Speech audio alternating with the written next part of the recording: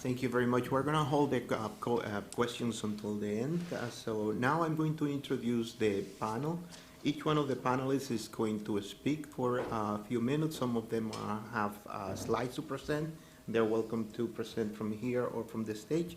And then we'll open the floor for discussions and later questions. So let me introduce the panel from left to right. We have Dr. Annette Bachand from the Ramble Environ Corporation. She's also an affiliate faculty epidemiologist and biostatistician at Colorado State University. She has expertise in the analysis of exposures from environmental and occupational sources in clinical trials, longitudinal and retrospective studies, and simulations. She has extensive experience in modeling the benefits and risks of modified risk tobacco products. Then Dr. Rafael Mesa is an assistant professor in the Department of Epidemiology at the University of Michigan. Dr. Mesa's research interests lie at the interface of epidemiology, biostatistics, and biomathematics, and he's currently developing models to evaluate the impact of screening and smoking cessation on lung cancer risk.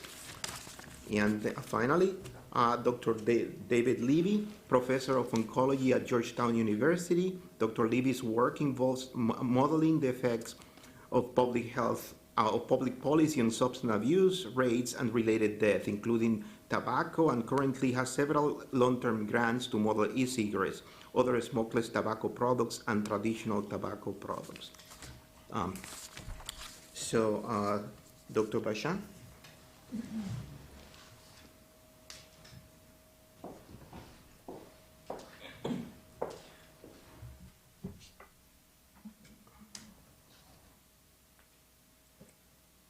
Good afternoon. I'd like to thank the committee for inviting me to speak here today, and I would like to thank Eric for the nice introduction to population modeling. That makes it easier for me.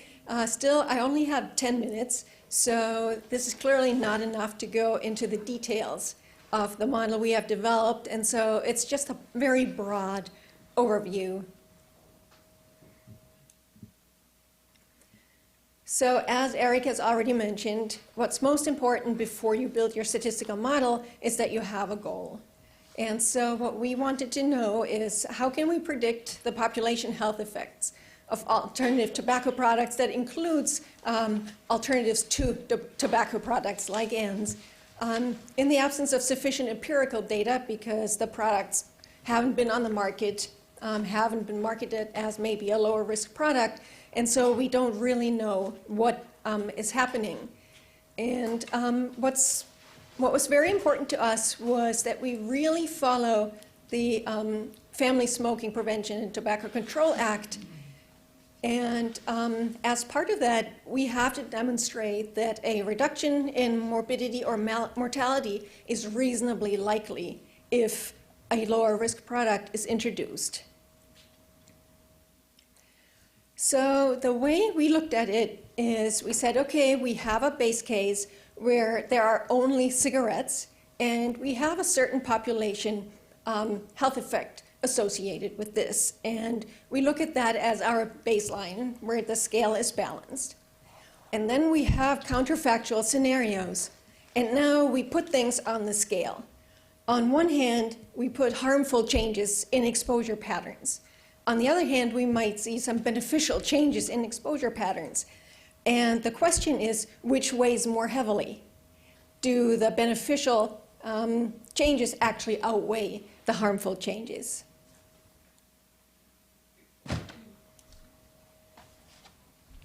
So I just wanted to give a really brief overview over what those beneficial and harmful changes would be. So we may introduce a new product to never tobacco users. So without the additional products, they can initiate smoking or they can remain never tobacco users. If we introduce a new product, an expected beneficial transition would be if people would initiate the product instead of smoking. But a potential harmful transition would be one where those who would have remained never tobacco smokers actually initiate the product and then maybe even gateway to smoking. We could also introduce a new product to current smokers. So they can either continue to smoke or they can quit smoking if there are no alternative products. On one hand, if smokers switch to the alternative product instead of continuing to smoke, that's what we would like to see. But what can also happen is that smokers who would have quit switch to the alternative product instead. So what we decided to do is follow a hypothetical birth cohort over time. And I'm going to talk about the data requirements very quickly.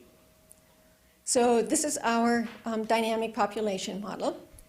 And what we have to define first is the study population. So again, we have a hypothetical birth cohort, and we have to specify a population size. That could be something like 100,000 or 1 million. It could be something like saying, well, currently the average US birth cohort consists of about 4 million people, so we could start with 4 million. We need to specify the age range. How long are we following? So we don't need very young children because they don't use tobacco products. So we've chosen to start at age 13. But the model is flexible. You can start at any age, and we go all the way up to 102 until everybody has died. And the age interval width mostly depends on the available data, and so we have a 5-year interval width. And then, as Eric already said, we need to know the age-specific probability of initiation, cessation, and relapse of both products, switching between products, and adding a product to one the person's already using. We need mortality rates, preferably by age and years of smoking and years since quitting.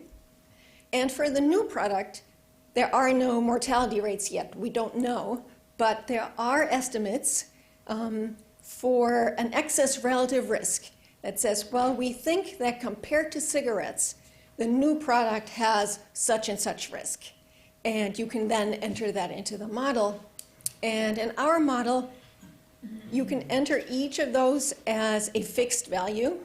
That's best when you want to describe a question. You have a very specific question. What will happen if 5% do this? Or you can enter it with a degree of uncertainty if it's data from the literature where you're not 100% sure. So here is a purely illustrative example, just like Eric's was. So let's say we have 3% of base case never tobacco users instead initiate the alternative product. So that's a harmful change. And let's make it even worse. Let's assume that half of them then gateway to smoking. So clearly the scale goes down on the harmful side. But there are some base case continuing smokers that switch to the alternative product. So here we have something on the beneficial side. And what our model attempts to do is it attempts to say, okay, so how many in the green box do we need to make up for the 2 red boxes? So we may find that in each age category, 1% have to switch, or we might find that 15% have to switch to make up for the harm. And what's nice about that is that you can then think about the likelihood of that happening. So if you put in a very realistic harmful scenario, and then you try to counterbalance it with your beneficial scenarios, you can then say, you know, yes, it is likely. This is a very low number, and we can reasonably expect that that many people would switch. Or you would say, this number is ridiculous. We wouldn't see 20% of people switching in each age category. You can never make up for the difference. So I'm presenting results for age 68 to 72 because that's where we've seen the greatest effect. If you go much longer, theoretically, if you go to 100, there's no difference between the cases because everybody has died. So the x-axis here is the proportion of smokers that have to switch to the alternative product to make up for the harm. On the y-axis is the difference in survivors between the counterfactual and the base case. And what you can see first, if you look at the points on the y-axis, right by the negative 4,000. What that is the deficit that we saw on the harmful side of the scale. So this is the deficit that we see because there was initiation of the alternative product among never tobacco users and then a gateway effect to smoking. So down here you can see that those are all statistically significant negatives. So even if, say, 1%, 1.5% of smokers switch to the alternative product, that's not enough. Here is the tipping point. So again, in this purely illustrative example, what we would find is, well, about 2.5% of smokers have to persistently switch to the alternative product to make up for the harm. Over here is the statistically significant benefit. So we can say here, okay, starting with maybe 3.5%, not only did we offset the deficit, but now we actually see a significant benefit. And so again, you can then look at your x-axis and say, well, how likely are these numbers? How likely is it that we stay in the red range, that we get to blue, or that we actually end up in the green range? What are some of the challenges? With the study population, we have to decide if we go with a birth cohort or a cross-section, which is what Eric talked about. And I'll talk about that for another minute after. For the transition probabilities, we need to use, right now, current data for future predictions because we don't know what will happen, and we don't have any data for the new product.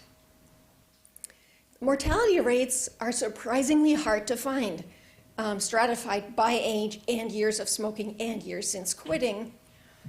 And again, the ERR, there's a consensus estimate, but it's a new product. We don't really know.